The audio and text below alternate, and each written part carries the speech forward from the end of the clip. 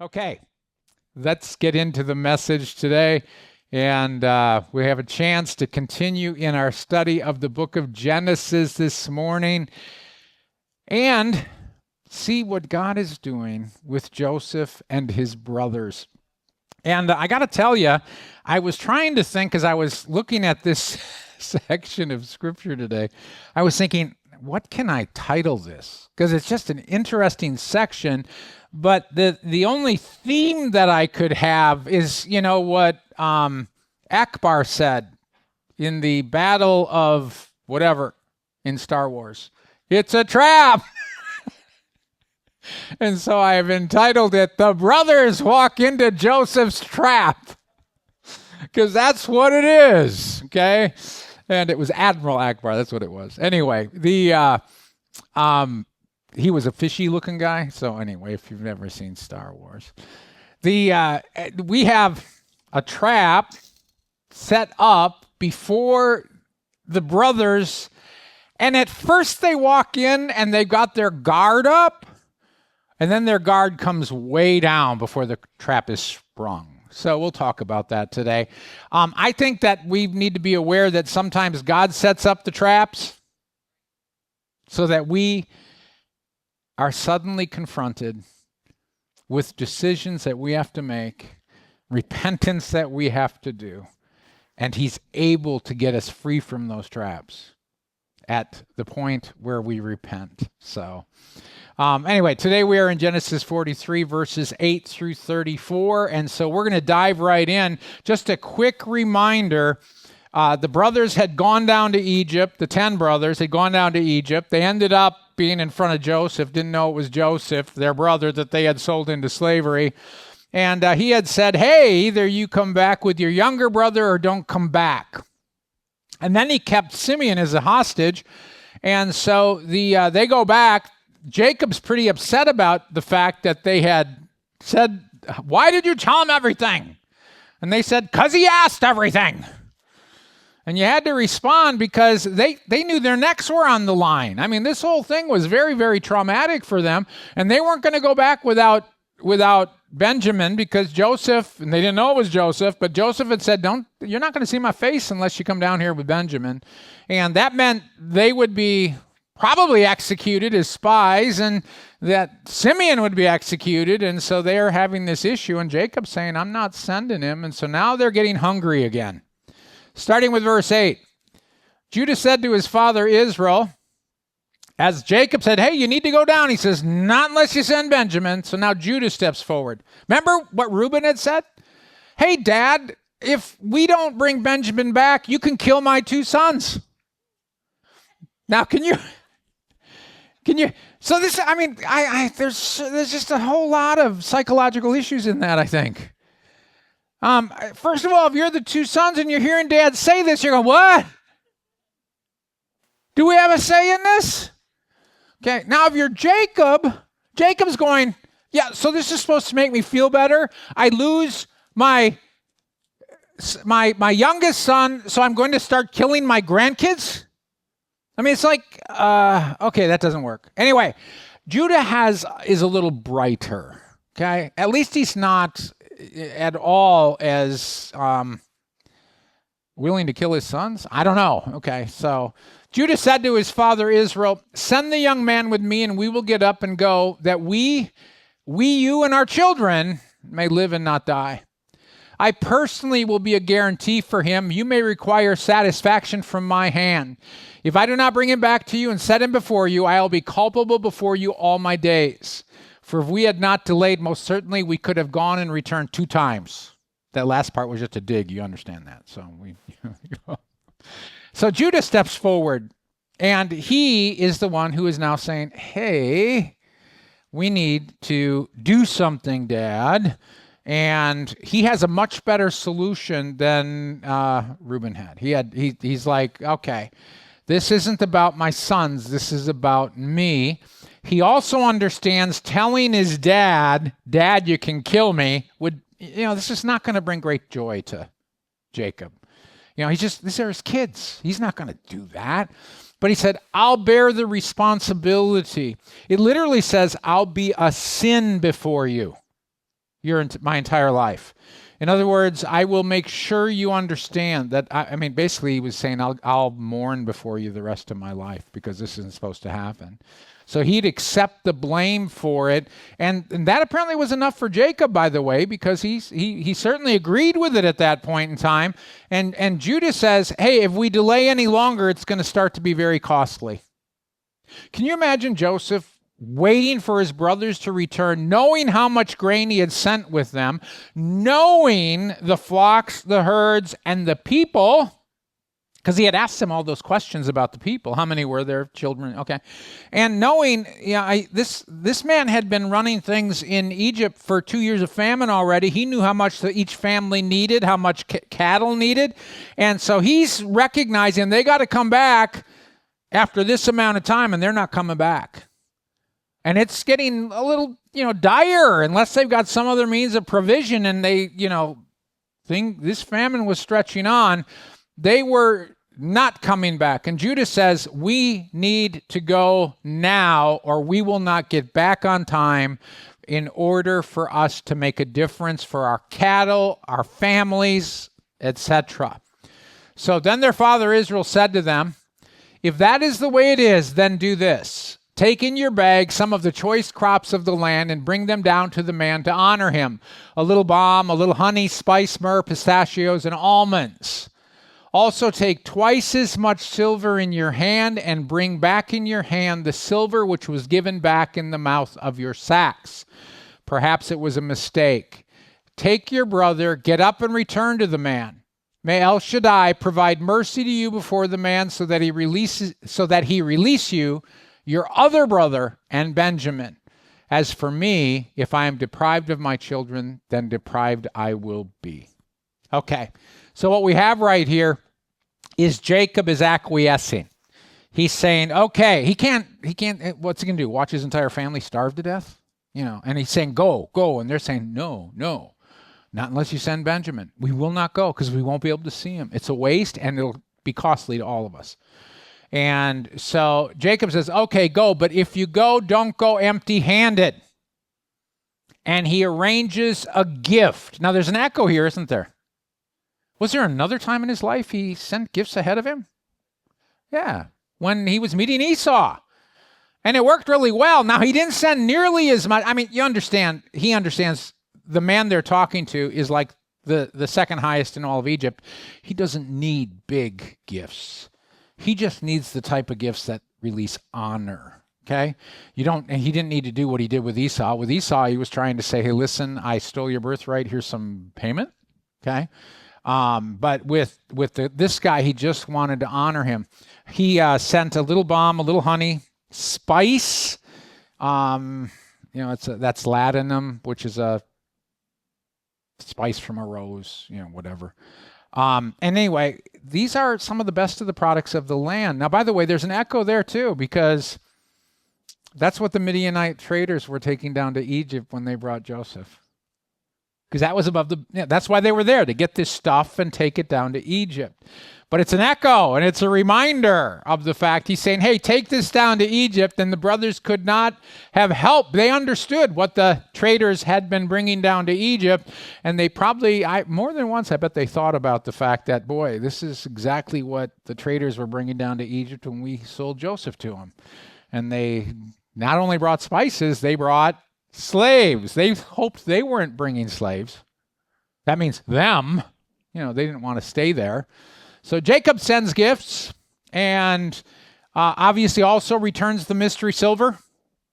The silver that was in their bags, buried in their bags, so they could not find it until they got home, or the one guy found it when they were at a lodging place along the way.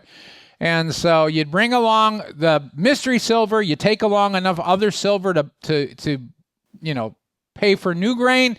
And then he says, may El Shaddai. El Shaddai represents, it's the provider God. Okay, El Shaddai means the provider God. He's the many-breasted one, the God who provides. And he is the one who, we just need him to provide you guys with mercy. And by the way, that's a prayer that's answered.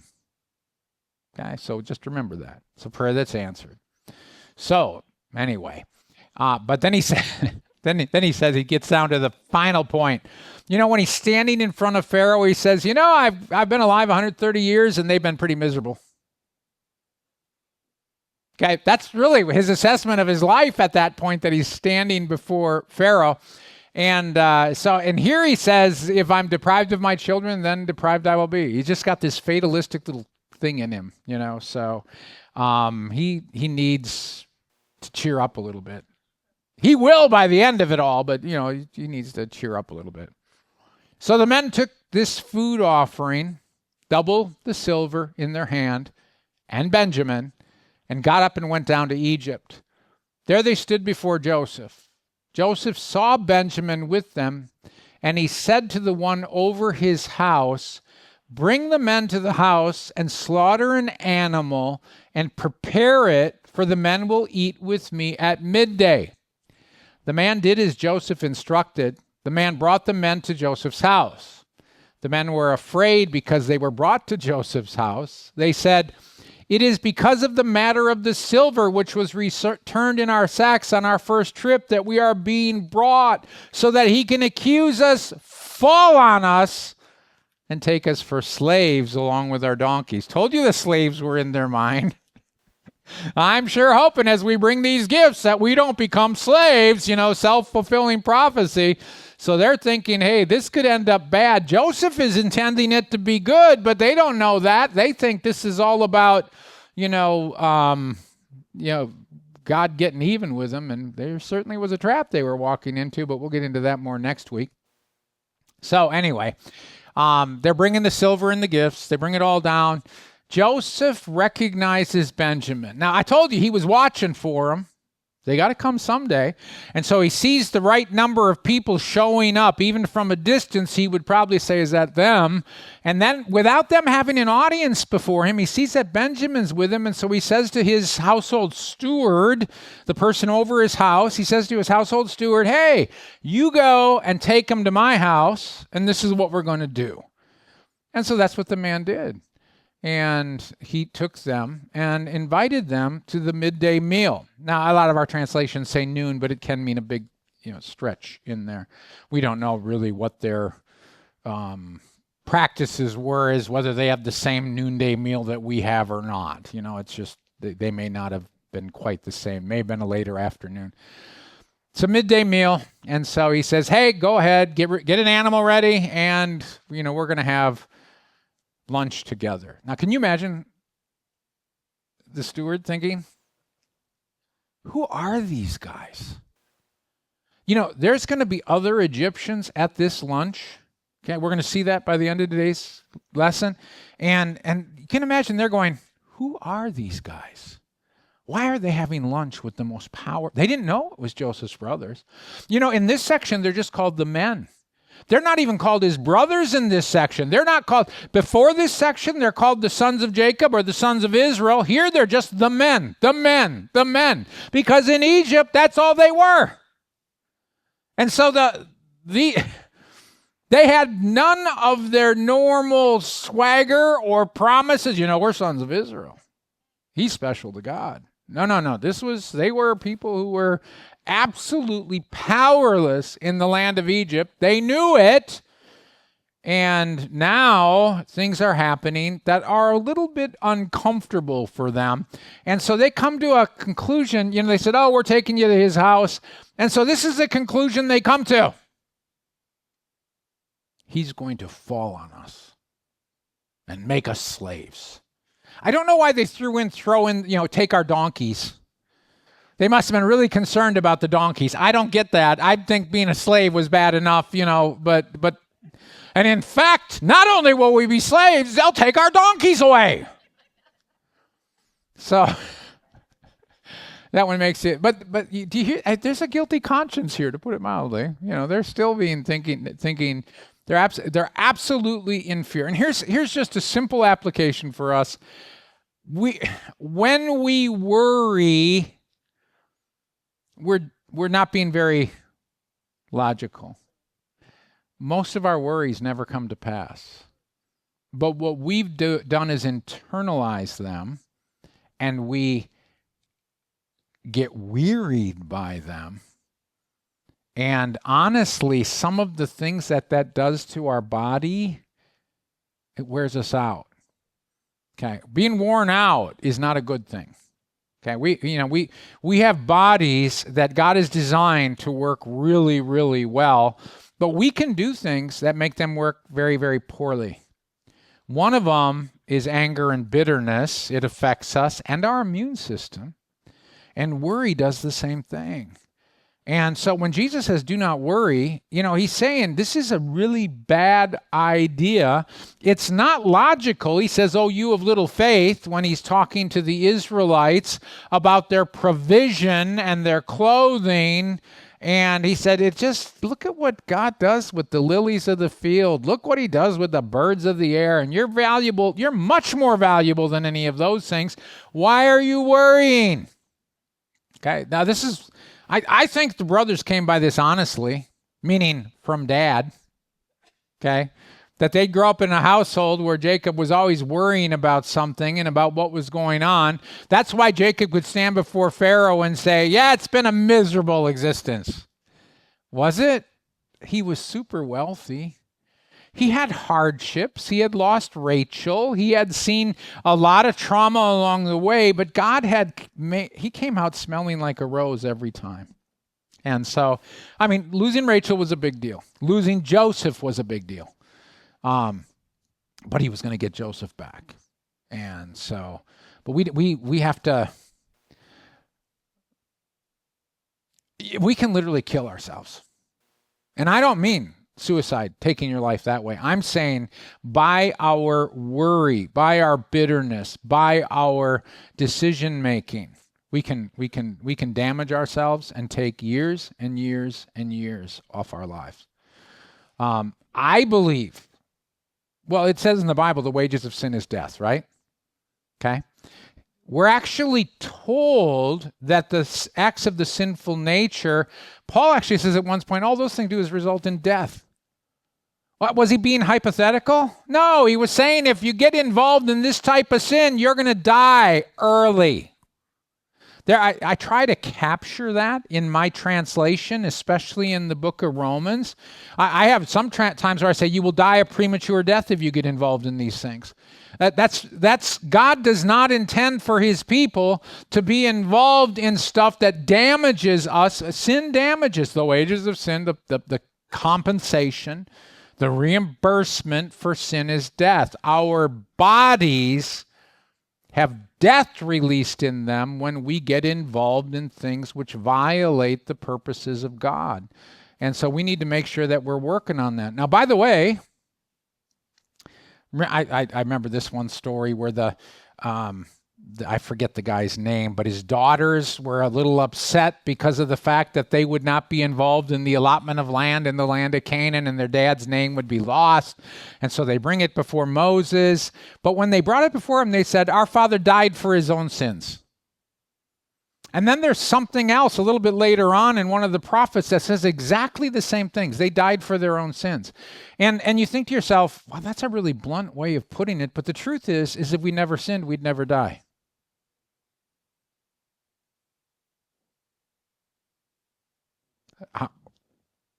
Adam, until he sinned, would not have died. Now, we've got the sin nature, but here's the thing that we have as Christians. Jesus died for us. Isn't that interesting? If Jesus died for us, it means that we have his life in us. And so if we keep short accounts with God, at the very minimum, we're going to live longer and healthier lives. Okay? And simply say, Lord, continue to shape me into your image. Because that way we don't have death working in our bodies. That's what it's called when we are involved in sin. Death is working in our bodies. It doesn't kill us right away, but it can start to wear us out. And sometimes it's just that we get involved in things that are illegal for us. And there's that worry. That's an illegal. We're not supposed to worry. That we're commanded not to worry. Jesus said, don't worry. Why? Because it'll kill you. If you want to live a long and healthy life, number one, keep short accounts with the Lord, which means repenting over your sin and asking him to help you overcome it. And secondly, forgive, forgive, forgive.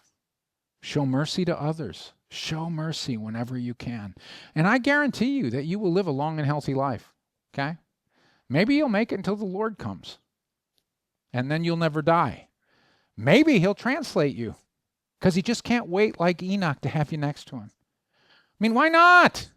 We have to aim at higher things. So anyway, their fearful conclusion. They were buying a whole bunch of worry. They were not just buying grain, they were buying worry. Okay.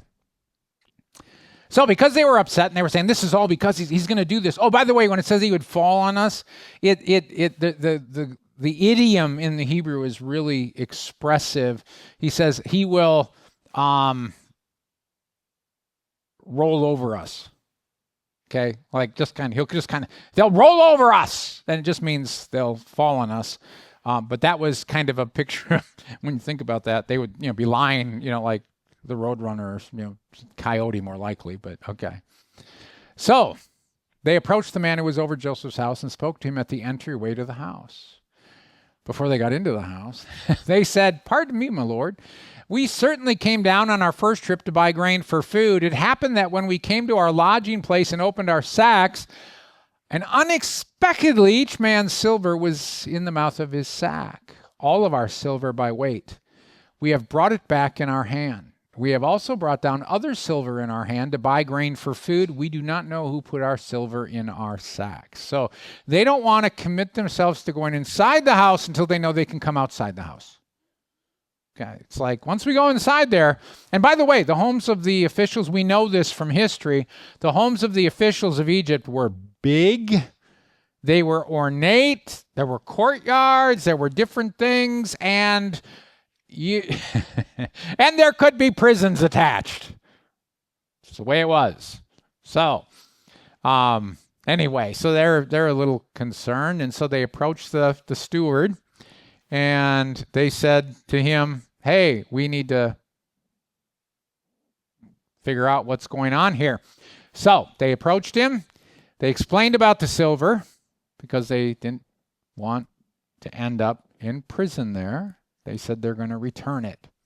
So he responded to the steward, "Be at peace. Do not be afraid. Your God and the God of your father gave treasure to you in your sacks. Your silver reached me." Then he brought Simeon out to them. The man brought the men into the house of Joseph, and he provided water so they could wash their feet. He also provided feed for their donkeys. Then they prepared the food offering in advance of Joseph's arrival at midday, for they had heard that they were eating bread there. When Joseph came to the house, they brought him the food offering. That's what it's supposed to say, which was in their hand, and they bowed down to the ground before him. So this is the guy who's hearing their story, and he's either lying to them or he's telling the truth. I think he's telling the truth. He had their silver, and Joseph gave them other silver to put in their sacks. That's kind of just not telling everything, okay? But I'm sure it's true. And so anyway, you owe nothing is what they hear. So that's really good news. We'll go inside this house now. Can you imagine the relief that they felt? There's no record. They're not about to be charged with high crimes. They're not about to be executed because they're people who were scouting out the land. This was giving them the ability to continue forward in the land and not have to worry. You can feel the relief. Simeon's brought out. It says he brought the men into the house. He brought Simeon out to them. Where was Simeon being held? At the house, but in the jail at the house. So that's why they didn't want to go in the house, because they're thinking we'll just have to go with Simeon. And so they were now guests of Egypt. They got to wash their feet. This was Joseph honoring them. Okay, he's the second highest person in all of Egypt. And all of a sudden, he's rolling out the red carpet for him. And they had to be thinking, is this the Twilight Zone? They heard the music. Because it's like, this is weird. And, they got ready to present their presents. And when they did, they got them, the honey, the balm, the spices, everything that's good from Canaan that would normally get shipped down, they'd have to buy. And so they presented all to Joseph. And then what did they do? They got on their faces before him. Isn't that interesting? Huh. When the 10 brothers laid down before him, Joseph is going, my dream showed 11. Now there were 11. Okay, the dream's being fulfilled. So he also needs to get his mom and dad. And his mom would be Leah now, the matriarch of the family, no longer Rachel. But it was certainly, he knew the second dream was about the fact that they need to come down here because they're going to be bowing before me also. And I mean, this is not a head trip. It's just that when you show up, it doesn't matter if he's your son or not. When you're in front of the second most powerful person in all of Egypt, you show some kind of honor. You just do. Because there's a whole court of people all around who are expecting that honor to be showed, or it would be considered very improper and inappropriate. So they get everything ready. They present it to him. Then he asks them if all was well. Shalom. Is it shalom with you? He asked them if all was well. He also asked, is it also well with your elderly father of whom you spoke? Is he still alive? It's been a while. They responded, your servant, our father, is well. He is still alive. Then they bowed down and prostrated themselves in honor to him again. When he lifted his eyes, he saw his brother Benjamin, his mother's son, and said, is this your youngest brother, the one of whom you spoke about to me? Then he said, God give you favor, my son. At that, Joseph hurried out, for his compassion for his brother burned intensely. He searched for somewhere to weep, and he entered an inner room and wept there. It was too much. It was his, Benjamin and he were born from Rachel. The other brothers were half-brothers. So there was his full-blood brother, and he hadn't seen him. He had seen the other brothers, and now Benjamin is there. And, wow. Well, pretty interesting. How is everyone? That was more than just a polite question. He needs to know that his dad is alive. He absolutely needs to know his dad is alive. And their response is, all is well. And when he sees Benjamin, it's really too much for him. Okay, Joseph was a human being who had longed for this day. It was like all of his dreams, all those years in prison. Will I ever see my family again? Will I ever see my brother again? Will I ever see my father again? And all of a sudden, he sees everything coming together. The brothers still had to pass some tests, but Joseph knew where this was going. And he got to the place he just couldn't handle it anymore. It says his compassion for his brother burned intensely. Somewhat an answer to Jacob's prayer. He said, may God El Shaddai provide you mercy. And the fact that when Joseph saw Benjamin, he was overcome, that's a mercy. He wasn't thinking, I'm going to get even with my brothers for what they did to me. He was just overcome with compassion. And he goes and he seeks out. You could translate the word that I've translated inner room as dark room. Again, these were big complexes. The dining area, the dining room was the largest one because they were often for affairs of state and stuff like that. But then there was rooms everywhere. Women's quarters and the family quarters were off to the side, so that's why we don't see any interaction with the kids or the family, because they're off in their quarters. They're off away from what's going on, this affair of state that was going on. And so anyway, Joseph goes inside and he goes into one of his dark rooms, probably a bedroom. Okay, why? You want your bedroom dark, right? So you can sleep well. And so anyway, that was, he goes back there. He's by himself. He's able to weep. That's how intensely overcome he was. He's weeping. And so he gets over there. He recovers. He gets himself ready. He washes his face, because that's what it says next. He washes his face. Then he washed his face. He didn't want them to see he was crying. He may have had makeup on his face, which means he needed to wash all. Okay. Then he washed his face. When he came out, he controlled himself and said, "Serve the food." They served him by himself, the brothers by themselves, and the Egyptians who ate with him by themselves. They did this because Egyptians were not able to eat bread with Hebrews because it was revolting to the Egyptians. Each to his own. Okay, so he composed himself. He washed off, the evidence that he was crying. He comes out and he's not going to have any other interchange that would cause him to get too overwhelmed. So now it's time to serve the food. And it appears, there's actually some ways where you could translate this that Joseph took the food over to the brothers' table. But generally, that would be way so far out of character. It would have to be the stewards. But he sent the food to the table. The other thing that's pretty clear is that Joseph is the one who arranged the seating. Because the seating is very interesting by the time we get there. But here, it's telling us, he says, serve the food. And then he's sitting by himself because he's a ruler. The other thing is they also knew he was a Hebrew. Maybe they didn't want to sit with him, the other Egyptians, right? Maybe they didn't want to sit with him just because he still was, but, okay. So they served him by himself, the brothers by themselves, and the Egyptians who were there by themselves. And you say, why was it revolting? Well, it's because of their false god Isis, they would not eat cow, beef, oxen, whatever. They wouldn't eat that. In fact, we're told by Herodotus, the Greek historian, that they wouldn't even eat with the utensils that had been used by anyone who was Greek, because that utensil may have been used to eat what they worshipped, or what they worshipped Isis, and these were protected and sacred and holy to Isis. So that was probably why it was revolting. It was a religious taboo. Not that they thought, you guys are really disgusting the way you eat. No, it was because of what they would normally consume. And so they just didn't want to, these guys eat stuff we worship. So I don't want to sit with them. Even though they're going to eat our food, it's still, they leave us, they're going to be eating, something that we worship. And so we're not really enjoying that. So they got the midday meal together and kept separate from everyone.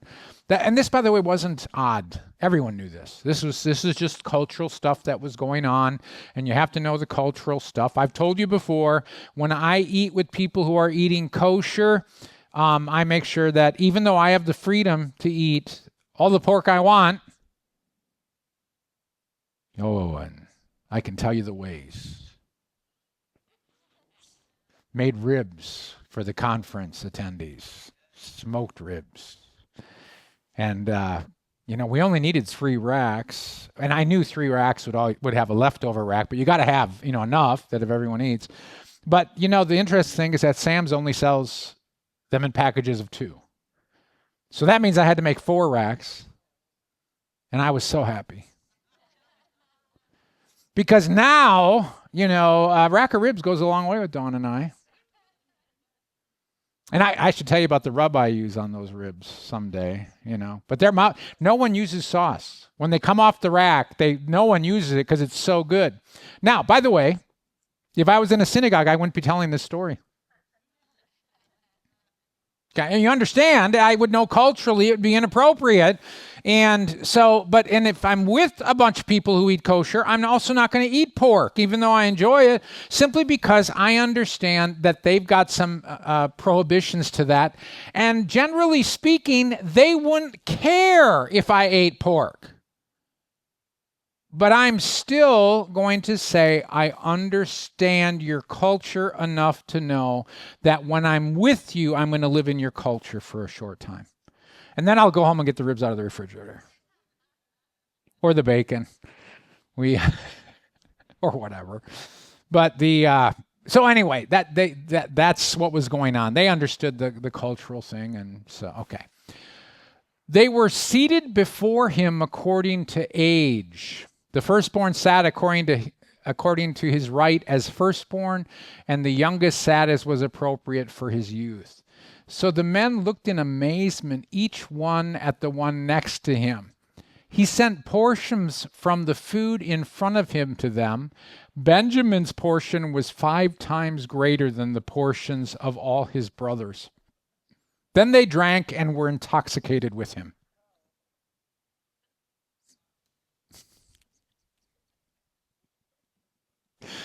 Okay, I'll get to that. But I'm laughing because of the fact that that's probably the first time you ever saw that in any English translation. So, and I'll get there when I get there. Okay. So, seated by age, and it's pretty obvious Joseph, I mean, when it says he was seated before them, some people say, there's one commentator, one guy, a scholar who says, that may mean that Joseph is the one that made sure he gave instructions about each. That seems a little bit below what the guy that was in charge of all Egypt would do, but he certainly had set his servants up so that they told the brothers where to sit, and where they seated them was Reuben and all the way down the line by age. And remember, these guys were really close in age. They were all born within 7 years except Benjamin. So, I mean, we're talking close in age. You're talking about the odds of someone being able to correctly even guess their ages and get the right order is about 0. And yet they did it right in age. And it was so shocking to them. It says they looked at each other in amazement. Now, it may mean the Egyptians were also amazed because they're saying, what is it with these guys? Why are they with us right now? I mean, the Egyptians themselves have to be thinking, this is so odd. What is going on? And they probably were going, I don't know. Maybe these are princes we don't know about from the land of Canaan. Who knows? So this was certainly, because like I said, this was an affair of state with him involved with his Egyptian officials. And they're being treated as guests of the state. And so it had to be an extremely odd moment for everyone. And then Joseph says over a portion 5 times greater. I almost at this point wonder, how did the brothers not catch on? Okay, you understand? They're seated by age. Isn't that odd? No one in Egypt, well, except if Joseph was alive, would know. Wait a minute. And he gives, then Benjamin's got 5 times as much as everyone else. Not because he could eat 5 times more than any of the other brothers, just because Joseph was tipping his hand, if you will, in his love and compassion for Benjamin.